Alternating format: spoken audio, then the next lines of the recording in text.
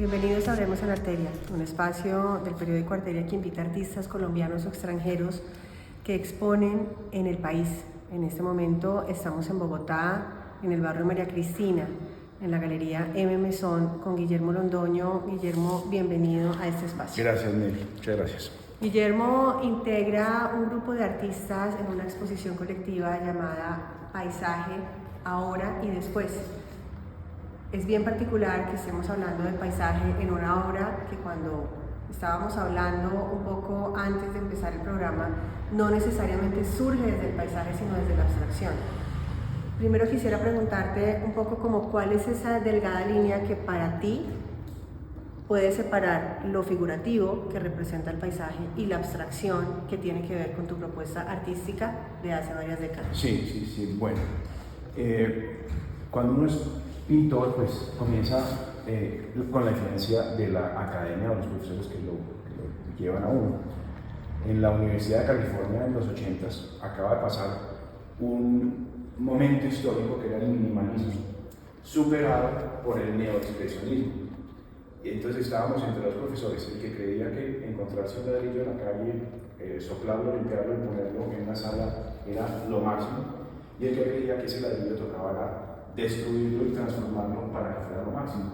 Entonces yo creí en esa ambigüedad, con un tema también muy complicado para un estudiante que todavía no va a las universidades, era que cualquier cosa que se aproximara a la academia era mal gusto. Entonces uno le decía al profesor, yo tengo unos profesores que fueron muy importantes, y le decía: profesor, quiero tomar su clase de dibujo. La clase de dibujo de mi profesor era con un balde azul, donde metía los pies dentro del balde, caminaba por la clase y pedía que se hiciera un resumen de lo que habíamos aprendido en esa clase de dibujo.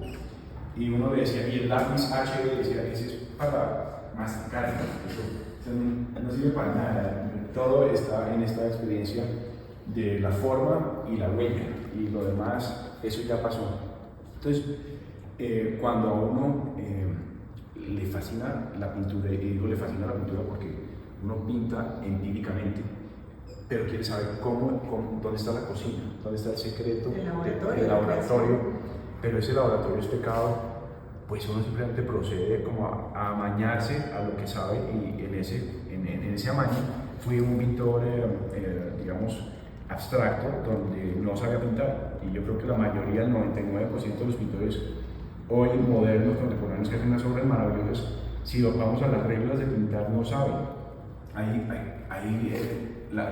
Usted coge el libro básico de la pintura y le dice, a la pintura al óleo, le dice, por ejemplo, nunca utilice el negro puro en un cuadro. Eso a nadie se le ocurre, porque es que el negro es un color muy importante, pero ese negro se puede conseguir con un rojo y un azul, puede llegar a ese nivel de negro. Nunca ponga un blanco puro en una tela, nunca. Los blancos son con un toque de amarillo, con un toque verde, con un toque rojo. Los blancos siempre tienen un color, porque el blanco tiende a volverse gris. Son básicos, son clases básicas. Y como uno no lo sabe, pues uno comete ese error que de alguna manera hace que la pintura sea contemporánea. Está llena de errores de cocina. Está exagerado. Son experimentos. Y hoy en día creo que la abstracción sigue ahí. Creo que esa intuición. Yo me molestaba mucho por mis pinturas, porque me decían, cuéntame, ¿qué estás pintando? Yo decía, me inspiró una gotera, yo veo una Candelaria, la Candelaria tiene unas goteras, me inspiró una gotera, y efectivamente era una burla, pero había un racionamiento, y era que las goteras crean unas formas que hacen que uno vea formas. Okay. Y esas manchas se convierten como en unas realidades, y de alguna manera estos cuadros se vuelven, mis cuadros abstractos tenían como esa tendencia a tener una figuración. Pero entonces, cuando tú estabas en la Universidad de Berkeley, California, en los 80, que fallaba que hiciste pregrado, además no estudiaste en Colombia sino allá, ¿cuál era esa intención? Si era una intención figurativa o era una intención abstracta. Es decir, estamos hablando de una escuela que además estaba muy regulada por unas líneas de trabajo desde lo que estaba sucediendo en Europa o en otras partes de los Estados Unidos. ¿Cómo podría ser esa posibilidad de un artista colombiano que estaba llegando a hacer una experiencia y parte de ese laboratorio? ¿Cuál era esa intención? Sí, yo creo que parte de el éxito que tuve y fue una cosa muy curiosa, porque para entrar a Berkeley se necesita ser el mejor de los mejores y yo nunca he sido el mejor de los mejores en nada. Mi nota más alta yo creo que era en educación física y no sabía cómo se ponía la pantaloneta hacia el derecho al revés. Yo me fui, quise ser pintor y estudié en los Andes y no pasaste por notas. No tenía posibilidad ni siquiera de entrar. Y cuando estaba en el colegio, mi vecino era Negrete y yo me inspiré mucho en ser escultor y empecé a hacer trabajos en madera y Negrete pasaba y miraba los trabajos y tuve la suerte un buen día que fue con Buchholz y Buchholz me invitó a hacer un video. Yo tenía 17 años, me lo invitó con una sorpresa, es que va a estar colgado con un artista que lo va a sorprender mucho. Ese artista era Pablo Luis Picasso, con el azul polar de Picasso, y hizo un catálogo y era el catálogo de azul polar y las esculturas de Guillermo Montaño. Eras escultor, influenciado por Negrete, que además trabajabas los mismos materiales y con ese tipo de ensambles. Inspirado por Felisa Busti.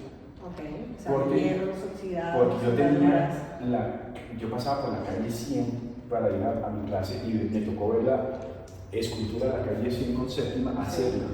Okay. Y la gente decía, mis cercanos más cercanos decían, que es ese horror que está haciendo, y yo pensaba, ahí hay algo muy poderoso, es tan poderoso que el presidente Belisario Betancur está ahí. Sí, pues si no fuera tan poderoso el presidente Belisario no estaría parado mirando diariamente la evolución de la escultura. Eso me motivó muchísimo y sin mayor conocimiento, eso es empírico, yo pegaba maderas y las soldaba y les metía cosas.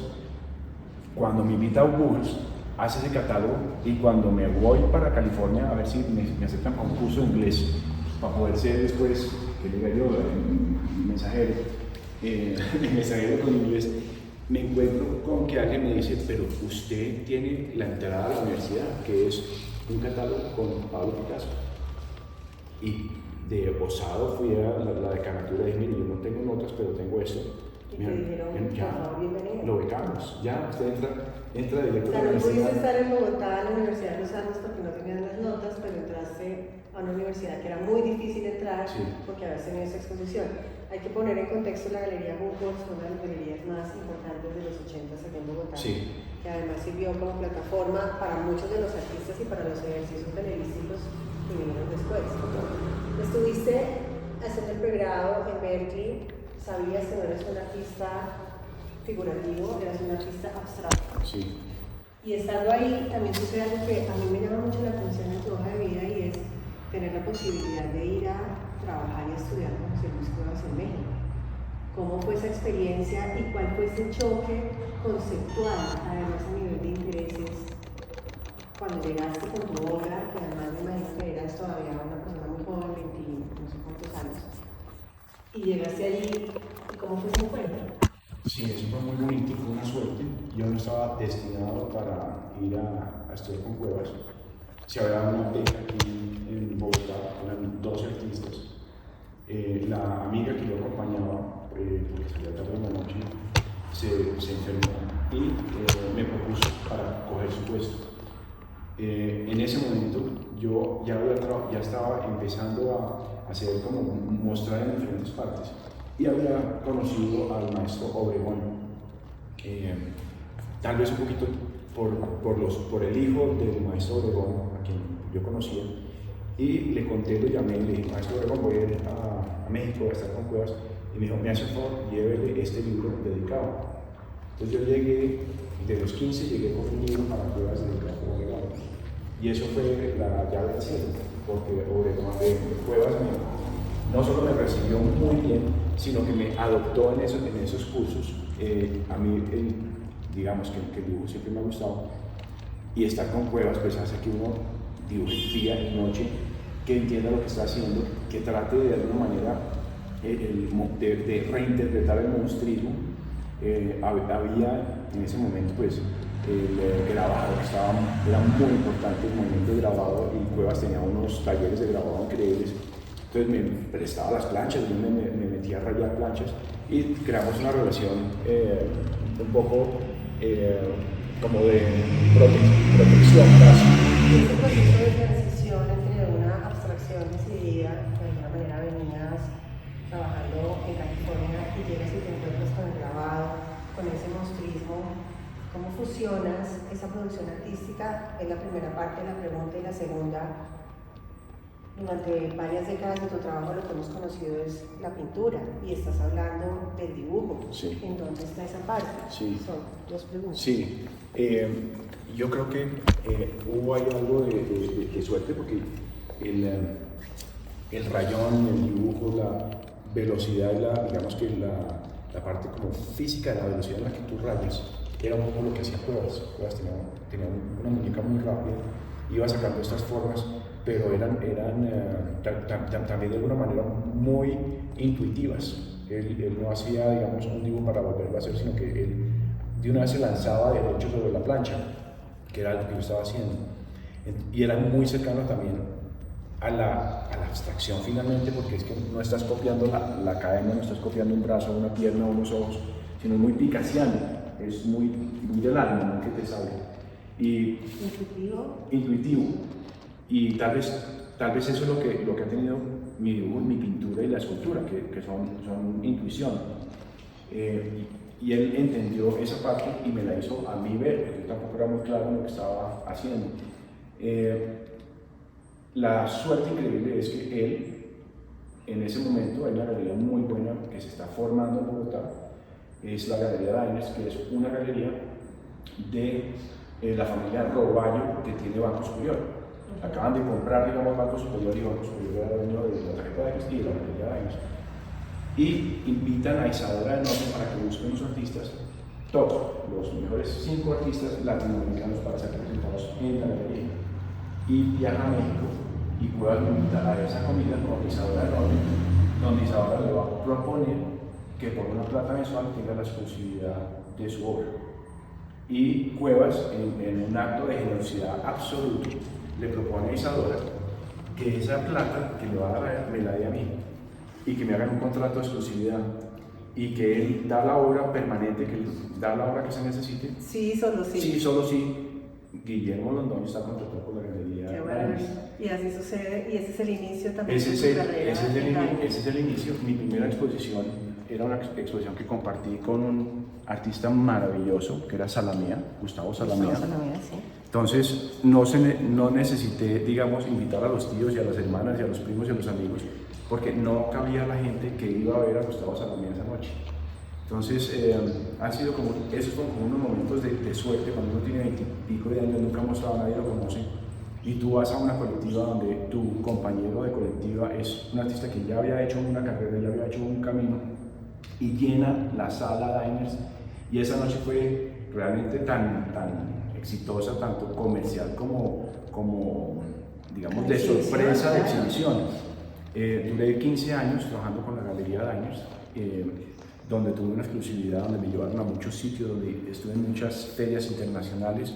Fue un momento de la vida muy interesante, hasta que pensé que mi destino era abrir un taller en Berlín, porque recibía un dinero que me garantizaba poder estar en cualquier parte. Y seguía siendo importante, a pesar como de estas distancias también conceptuales y técnicas que tenías entre tu obra y lo que estaba sucediendo en Berlín a nivel de arte contemporáneo. Pues yo no sé porque cuando yo llegué a Berlín, de las digamos, bofetadas más grandes que recibí, es que yo había vendido en Londres una obra muy bien vendida a través de la Galería Diners, en Sotheby's, y se ha vendido muy bien. Yo llegué con el catálogo, me he hecho la galería, que era un catálogo en 2 idiomas, inglés y español, un catálogo de 80 páginas, era casi un libro, y la página de la subasta en Londres. Y fui a la mejor galería, obviamente desconociendo el contexto y que yo venía de un país chiquitico latinoamericano y que no era nadie, sintiendo que yo sí era alguien y que yo era un artista que merecía estar en esa galería. Y la cachetada fue que el galerista abrió mi libro y me dijo, ¿y usted qué está proponiendo? Y dije, pues, esto que usted está viendo, me dijo, esto lo proponen cientos de artistas que entran a esta galería y normalmente el catálogo yo lo boto a la caneca. Este le quedó muy bien hecho, entonces lo voy a volver para no botarlo a la caneca.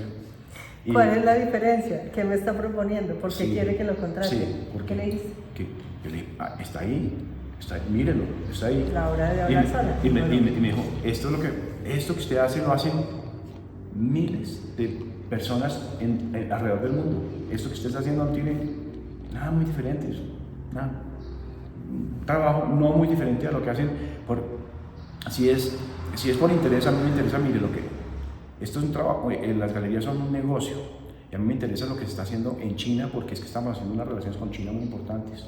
Me interesa lo que está haciendo en Polonia, porque Alemania está abriendo a Polonia. Me interesa mucho Turquía, porque Turquía está abriendo, la Comunidad Europea le está abriendo las puertas a Turquía. Esto es un negocio económico, no sea romántico, esto no es de talento. El talento, eso es el siglo XIX, esto ya no es así. Esto es una relación global de países ricos vendiendo artistas que están emergiendo de países que se están uniendo a los países ricos, no más, punto. ¿Y qué me ofrece usted de Colombia? Dígame un colombiano, tráigame un colombiano aquí a mi galería que compre a un colombiano.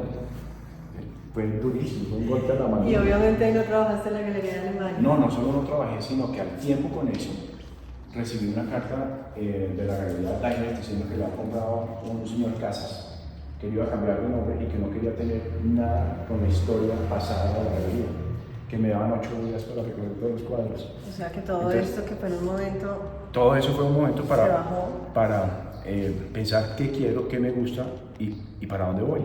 Yo nunca, siendo pintor, llevaba 15 años pintando cuadros, no sabía pintar.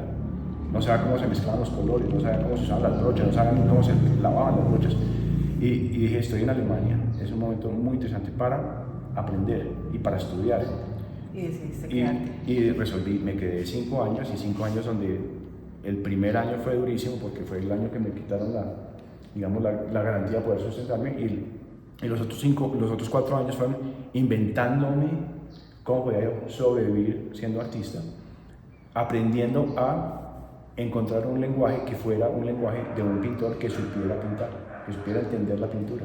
Pero tú no sabías que eras paisajista, o tú crees que eres paisajista, porque esa es una gran incógnita en relación a la contextualización de tu obra, y sobre todo en una exposición como la que vemos ahora, que es paisaje. Porque hablamos un poco de que finalmente el paisaje termina siendo una evocación, termina siendo una ilusión. Tú me hablabas también de una serie que vienes trabajando hace varios años, que es Lo que el ojo no ve, y que justamente pues habla de eso, de la intuición, del recuerdo, de la evocación, de algo que de pronto no existe. Sí. ¿Cómo entra el paisaje dentro de eso? ¿Y cómo te das cuenta que sí lo eres? O la pregunta es, ¿crees que eres paisajista? Bueno, mire, unas cosas fueron increíbles. Tal vez el pintor más importante y desconocido para mí en su momento, estamos hablando del año 2000, era Richter, el pintor abstracto, para decir alguna cosa, alemán, gran maestro. Y hubo una retrospectiva de Richter en un museo a la que fui y sentí primero una identificación increíble con muchos de sus cuadros. Sin conocerlo, sentí que había una intención de pintura como pintor. Y al tiempo, Richter tenía unos cuadros de paisaje y parecía como si en la exposición hubiera 3 pintores diferentes. Y eso me voló la cabeza, porque uno trata de mantener una línea. De mantener una línea, pero es porque uno es un pendejo. Porque a uno le enseñan pues, que un artista es los 200 cuadros que hizo parecidos, pero no le enseñan que la contemporaneidad realmente es una forma muy libre de pintar, que finalmente acaba siendo una huella digital. Tú miras las obras de Picasso, para poner un ejemplo, y pasas del periodo azul hasta las Cenitas de Aviñón, y es Picasso. Y son obras diferentísimas, pero es Picasso, tienen el alma del pintor. ¿Cuál es esa alma, cuál es esa huella digital o ese ADN que podríamos identificar en la producción de Guillermo Lozoya? Sí, yo creo que esa huella digital viene de... Suena raro, pero yo corto caminos porque soy perezoso. Yo corto caminos porque a mí, por ejemplo, cuando en la universidad pintaba la modelo, me moría de la pereza. Yo lo puedo hacer muy bien y tengo esa facilidad de traer la modelo al papel, pero ese ejercicio me aburría mucho y no le encontraba ninguna lógica, y menos que estuviera desnuda. Yo cada rato decía, pero ¿cuál es la necesidad? Mucho más interesante que esa modelo estuviera con vestidos y con pliegues y con mucha ropa para realmente volver eso no la academia de la mujer desnuda, que nunca la he entendido realmente. No necesariamente una representación. No la he entendido porque si hay algo precioso pintar es una modelo cargada de sombreros o modelo como se llame, cargado de ropa y cargado de elementos, de asientos, porque eso hace que el ojo trabaje mucho más que una línea sencilla y que moldea la figura. Y yo creo que los profesores me aplaudían cada vez que yo me alejaba, claro, como estamos antiacademia y de golpe le tocaba a uno tomar dibujo, uno que era con la modelo, y yo me alejaba en esa rebeldía, cogí y pintaba un trazo de la cara, un trazo de la nuca o una pierna, o le trabajaba el pie a esa modelo. A los profesores les parecía que eso era contemporáneo, que eso estaba bien. Y eso me fue dando la libertad como a no amarrarme a pintar como fulano o mirar a fulano, sino sentir que lo más grande que tenemos los seres humanos, los comerciantes, los conductores de Uber, lo más grande es ser creativos, la creatividad. Y esa creatividad nace de una intuición que no sabemos dónde está, pero te sale como de las entrañas y se manifiesta. Y eso es lo que he tratado de hacer, independientemente de un tema que me encanta, el paisaje. Por alguna razón, entre más llego a viejo, digo, eso tenía que ir evolucionando, esa abstracción tenía que ir evolucionando hacia el paisaje, porque el paisaje, y miro mi historia del arte y me voy a la Edad Media y veo el paisaje detrás del 400, para irte un poquito más atrás, estos paisajes cristianos de natividades, donde está el burro, la virgen, la cosa, y el paisaje detrás, pero ese paisaje que es un paisaje que es imaginado, no es un sitio realmente. Leonardo da Vinci, es evocador. Leonardo da Vinci tiene los... Si tú quitas la Mona Lisa de la pintura de Leonardo, y vas a encontrar un paisaje que es mucho más mágico y evocador y misterioso que la misma Mona Lisa. Entonces ha estado siempre, pero ha estado sin una importancia. De golpe hubieron unos pintores, que fue el romanticismo, que le dieron una importancia, pero para mí esa importancia nunca me ha interesado, que es copiar la naturaleza, que es el hombre chiquitico asombrado con la naturaleza, pero a mí ese tema no me interesa. A mí copiar la naturaleza, otra vez por perezoso y porque me da pereza ese ejercicio, como me da pereza la modelo, no me interesa. Me interesa mucho más encontrar una sustancia, un caldo que uno lo pruebe y diga, esto sabe a paisaje, pero no es paisaje, y eso lo vuelve nuevamente contemporáneo, da una vigencia a la historia del paisaje, a lo que hicieron. Yo soy un gran admirador de la Escuela de la Sabana, grandísimo admirador, y digo, dentro de esa admiración, qué tipos tan equivocados en lo que estaban haciendo. Nunca vieron la historia del arte como algo importante. Creo en la historia del arte, entonces, como creo en la historia del arte, he tenido mucho susto a caer en lo que cayó la Escuela de la Sabana, que era falta de información de qué estaba pasando en su momento. Y estos trabajos me hacen sentir alguna seguridad de pensar que estoy haciendo un trabajo que pertenece a su momento.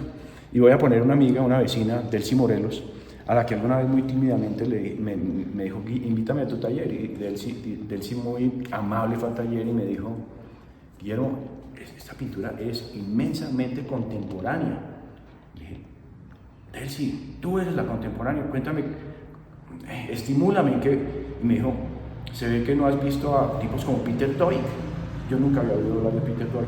Me dijo, ve a mi casa, pasa por mi casa, tengo varios libros de Peter Doig, para que tú te sientas, para que tú entiendas que lo que estás haciendo es supremamente contemporáneo. Estás haciendo lo que tienes que estar haciendo. Y bueno, esto es... Existen a veces como esas intenciones de poder encasillar o clasificar a veces a los artistas por líneas de producción o por influencias, o lo que tú hablabas, como de pronto a quién se parece una cosa o a la otra. Claro. Y resulta que en un momento como el actual, pues claramente eso es lo que ya menos importa. Finalmente tampoco tienen que haber esas referencias o esas relaciones o evocaciones directas que te permitan estar solamente en una línea, sino que por el contrario, como también lo hablabas, hay artistas que tienen distintas series de trabajo que buscan seguir siendo esa huella digital o ese ADN del artista. Creo que sí, de acuerdo. Perfecto.